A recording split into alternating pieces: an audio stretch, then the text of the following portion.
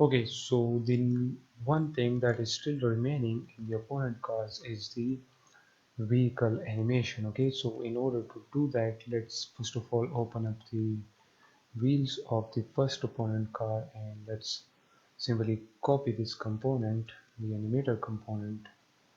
Okay, and now let's open up all of the other component cars, then the wheels. Okay, open up the wheels, and now let's just select all of the wheels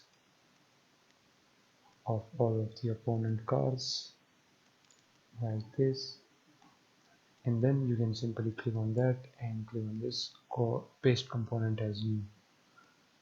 Okay, click save. Now let's just do that.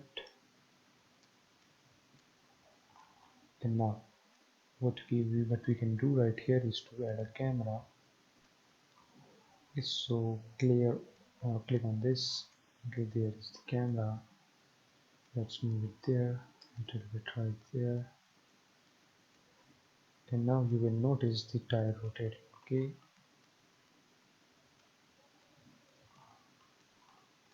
let's check it out.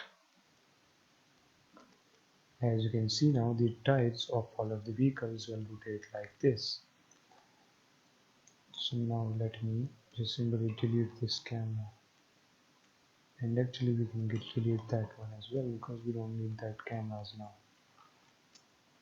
Let me delete that, and now if we play again, you will notice all of the car tires rotating. As you can see, you can notice it is rotating. Okay, whoops, let me follow that car. As you can see, the car tires are now rotating. You can notice it.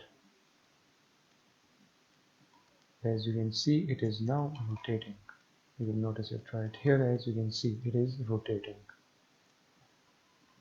So in this way you can make the wheels of all of the cars rotatable.